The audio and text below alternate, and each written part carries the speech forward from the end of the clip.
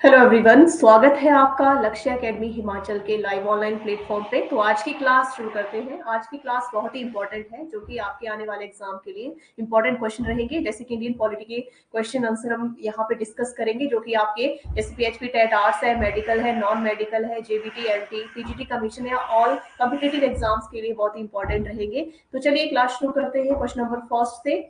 Question number first है, which of the following constitutional amendment provides right to education. मतलब है कि कौन सा संवैधानिक संशोधन शिक्षा का अधिकार प्रदान करता है। ऑप्शंस है 88वां संविधान संशोधन, 90वां संविधान संशोधन, 87वां संविधान संशोधन या 86वां संविधान संशोधन। तो जो करेक्ट आंसर रहेगा इसका करेक्ट आंसर रहेगा ऑप्शन फोर्थ, जो है राइट आंसर। 86वां संविधान संशोधन जो है शिक्षा का अधिकार प्रदान करता है। तो यहाँ पे इनको हम डिफाइन करेंगे। सबसे पहले जो 88वां संविधान संशोधन है उसको हम डिफाइन करेंगे। तो 88वां जो संविधान संशोधन है, सेवा कर के उपयोग, सेवा कर के उपयोग और उनके उपयोग के लिए वैधानिक कर को जो है बढ़ावा देता है, बढ़ाया है। तो 18 जो 88वां संविधान संशोधन है वो इसके लिए आता है। जबकि 89वां जो संविधान संशोधन है उसके लिए क्या आएगा, तो ये जो संविधान संशोधन है, जो शेड्यूल्ड ट्राइब्स है, ठीक है, अनुसूचित अनुसूचित जो जातियां हैं, जो शेड्यूल कास्ट है, ठीक है, और जो ट्राइब्स हैं, ठीक है, scheduled tribes and scheduled caste, ठीक है। तो इसके राष्ट्रीय उपयोग को राष्ट्रीय अनुसूचित जाति आयोग और अनुसूचित जनजातियों के राष्ट्रीय आयोग के विभाजन का ये करता है, जो कि 86वां संविधान जो कि कौन सा है, 89वां, ठीक है, सेकंड ऑप्शन। जबकि थर्ड ऑप्शन का प्रावधान क्या है, थर्ड जो है यहाँ पे 87वां संविधान संशोधन है। तो ये क्या करता है, ये संसदीय सीटों के राज्यव्यापी वितरण के लिए 2001 की राष्ट्रीय जनगणना आबादी के आंकड़ों का उपयोग करता है। जबकि जो राइट आंसर है इस क्वेश्चन का, राइट टू एजुकेशन का, जो 86वां संविधान संशोधन है, तो ये मैं इसको डिफाइन कर दूं कि ये जो है 2002 में भारत सरकार, इंडियन गवर्नमेंट, भारत सरकार में 86वां संविधान संशोधन शिक्षा के अधिकार को संविधान के भाग, कौन सा भाग आता है इसके लिए, संविधान का भाग 3, संविधान का भाग 3, इसमें मौलिक अधिकारों के रूप में प्रदान किया गया है। और संशोधन ने आर्टिकल 21A, अनुच्छेद 21A के तहत इसके अनुसार शिक्षा के अधिकार को 6 से 14 वर्ष के बीच के जो बच्चे हैं, ठीक है, उनके लिए मौलिक अधिकार बना दिया है, शिक्षा का अधिकार दिया गया है। तो ये है क्वेश्चन नंबर फर्स्ट। अच्छी तरह से आपको क्लियर हो गया होगा। तो एक मैं आगे शुरू करने से पहले एक इम्पोर्टेंट इन्फॉर्मेशन आपको देना चाहती हूँ। अगर आप हमारे new online coaching batches join करना चाहते हैं तो उसके लिए आप Lakshya academy Himachal app Google Play Store से डाउनलोड करें, या 8894592402 पे भी आप हमें संपर्क कर सकते हैं। लक्ष्य एकेडमी हिमाचल ऐप के लाइव ऑनलाइन प्लेटफॉर्म पे आपको HP TET arts, medical, non medical, JBT, LT, TGT commission, police patwari, forest guard या एसएससी जीडी या एचपीपीएससी, या आपको जैसे कि ऑल कॉम्पिटिटिव एग्जाम्स के कोचिंग बैच लाइव ऑनलाइन मिल जाएंगे। तो उसके लिए आप ऐप डाउनलोड कर सकते हैं, दिए गए नंबर पे कॉल भी कर सकते हैं। तो चलिए क्वेश्चन नंबर सेकंड शुरू करते हैं। The idea of concurrent list dash dash dash from the country's constitution has been taken up. तो यहाँ पे बात की गई है क्वेश्चन में, हिंदी में भी मैं आपको बता दूं कि जो क्वेश्चन है इसमें संवर्ती सूची का विचार किस देश के संविधान से लिया गया है। कौन सी सूची, समवर्ती सूची का जो विचार है, ठीक है, किस देश के संविधान से लिया गया है। तो ऑप्शन हमारे पास है साउथ अफ्रीका, ऑस्ट्रेलिया, कनाडा या Germany. The correct answer is option second, Australia. Australia से जो है लिया गया है। तो संवर्ती सूची व्यापार, क्या क्या लिया गया है ऑस्ट्रेलिया से, एक तो ली गई है संवर्ती सूची, इसके अलावा व्यापार वाणिज्य भी,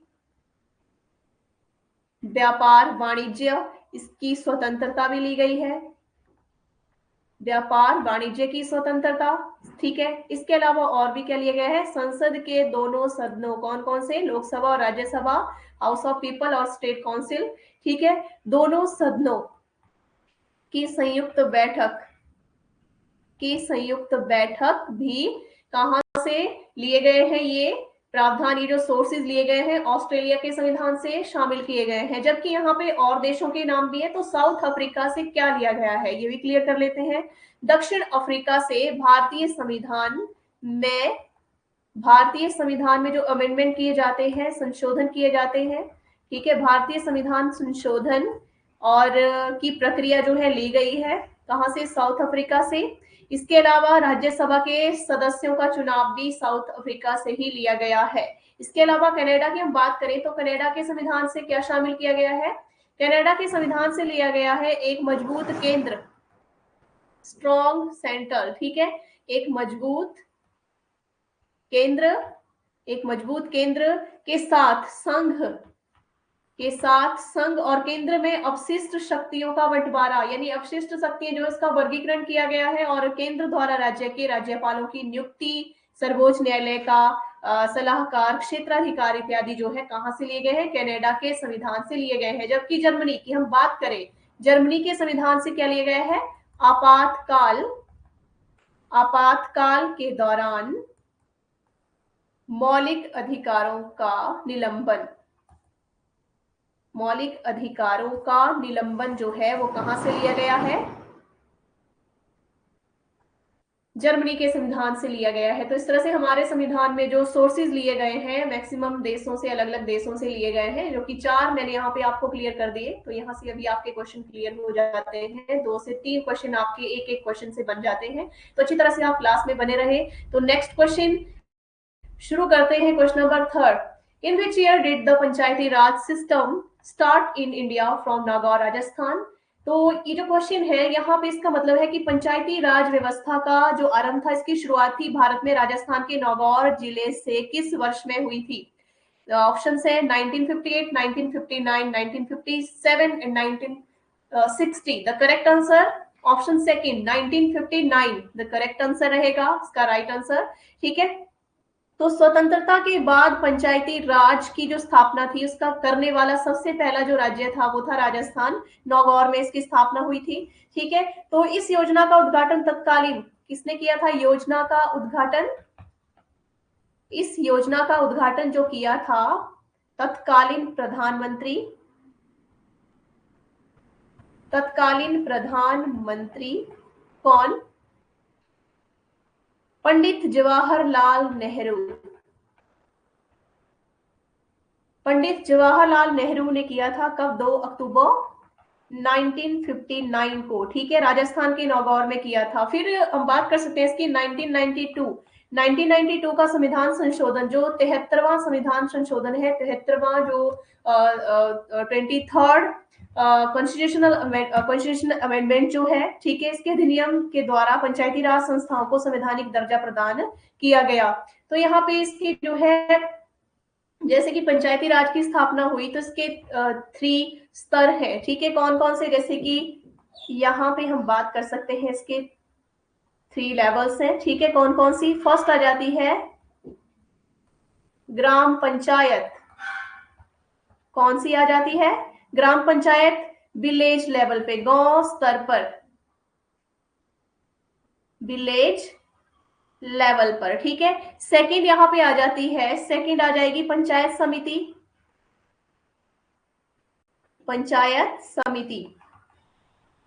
तो ये आ जाती है ब्लॉक लेवल पर, किस लेवल पर, ब्लॉक स्तर पर। जबकि थर्ड जो है वो आ जाती है आपकी जिला परिषद, कौन सी आ जाती है, जिला परिषद, किस लेवल पर होती है ये, डिस्ट्रिक्ट लेवल पर होती है। कौन से लेवल पर आ जाती है, डिस्ट्रिक्ट लेवल पर आ जाती है। तो ये है क्वेश्चन नंबर 3 जो आपको समझ आ गया होगा।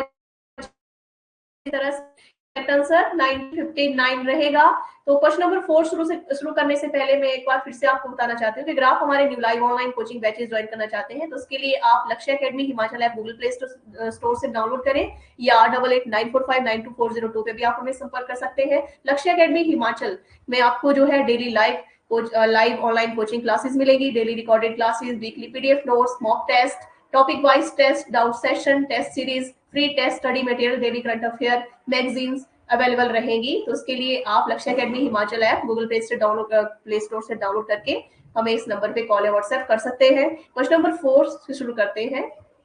How many pillars of food safety are recognised by FAO? तो यहाँ पे क्वेश्चन पूछा गया है, क्वेश्चन है कि FAO ने खाद्य सुरक्षा के कितने स्तंभों को मान्यता या स्तंभों की मान्यता दी थी, यदि है, ठीक है। तो यहाँ पे ऑप्शन है 1 2 3 4, तो करेक्ट आंसर रहेगा ऑप्शन 4, 4 स्तंभों की जो है की है। तो यहाँ पे FAO जो है इसका पूरा नाम रहता है food and agriculture, food and agriculture organisation, food and agriculture organisation of the United Nations, ठीक है। तो इसकी जो स्थापना हुई थी, कब हुई थी, एस्टेब्लिश 1945, ठीक है। तो इसकी स्थापना हुई थी और इसका जो फूड सेफ्टी है FAO जो है फूड एंड एग्रीकल्चर ऑर्गेनाइजेशन, तो इसके अनुसार व्यक्तिगत, घरेलू, क्षेत्रीय, राष्ट्रीय और वैश्विक स्तर पर खाद्य सुरक्षा तथा तब उपस्थित होती है जब सभी व्यक्तियों को एक सक्रिय और स्वस्थ जीवन के लिए उनकी आधार संबंधी आवश्यकताओं और जो खाद्य जरूरतें हैं उनको पूरा करने के लिए, जैसे पर्याप्त, सुरक्षित और पौष्टिक भोजन की भौतिक और आर्थिक पहुंच हर समय उपलब्ध होती है। तो इसका मतलब रहता है, ठीक है। इसके बारे में हम इसके 4 पिलर्स की बात करेंगे। तो इसके 4 पिलर्स कौन कौन से हैं, ठीक है। तो ये तो आपको पता लगे इसका पूरा नाम क्या है, हिंदी में इसको बोलेंगे खाद्य एवं कृषि संगठन, खाद्य एवं कृषि संगठन इसको हिंदी में बोला जाएगा। तो इसके 4 पिलर्स हैं, कौन कौन से पिलर्स आ जाते हैं, तो आ जाता है उपलब्धता,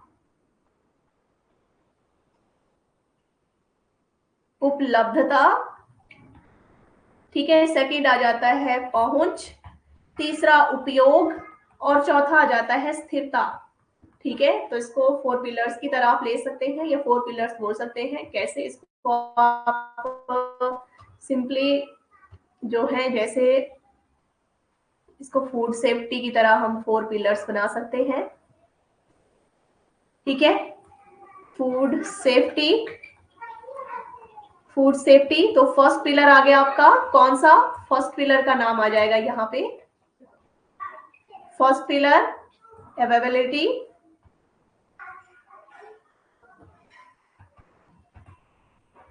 दूसरे पिलर का नाम आ जाएगा एक्सेस, तीसरे पिलर का नाम आ जाएगा utilisation, utilisation and fourth pillar का नाम आ जाएगा स्टेबिलिटी, ठीक है। तो इस तरह से 4 पिलर है यहाँ पे, 4 pillars of food security, security बोल सकते हैं, सेफ्टी बोल सकते हैं। तो ये अच्छे से आपको समझ आ गए होंगे, 4 पिलर्स है इसके। नेक्स्ट है question number 5, according to the 73rd and 74th amendment India test has a tier government system, मतलब है 73वां और 74वां संविधान संशोधन के अनुसार भारत में जो स्तर है, ठीक है, सरकारी प्रणाली है, किस तरह की, 3 है, 4 है, 2 है या सिंगल है। तो करेक्ट आंसर रहेगा ऑप्शन 1, 3 टियर जो है इसके, ठीक है। इसमें हम बोल सकते हैं कि वर्ष 1993, ठीक है, इसको क्या बोलेंगे, 3 टियर को त्रिस्तरीय प्रणाली, ठीक है। त्रिस्तरीय जो है तो 1993 में से 73 तक जो थे और तीसरे और 74 में संविधान संशोधन में भारत त्रिस्तरीय प्रणाली राज व्यवस्था को संवैधानिक दर्जा मिला, ठीक है। तो इस तरह से भारत में ब्रिटिश शासन के दौरान लॉर्ड रिपन को भारत में स्थानीय स्वशासन का जनक माना जाता है।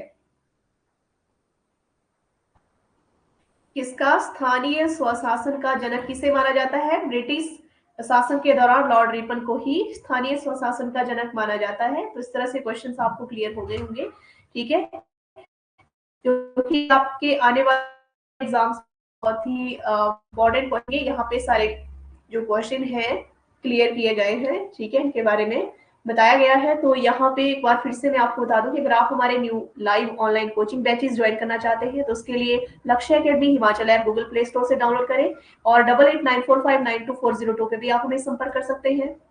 इसके अलावा अगर आप हमारे यूट्यूब चैनल पे नए हैं तो लक्ष्य अकेडमी हिमाचल का आप हमारा यूट्यूब चैनल सब्सक्राइब करें और साथ में ज़्यादा से ज़्यादा वीडियो को लाइक और शेयर भी करें।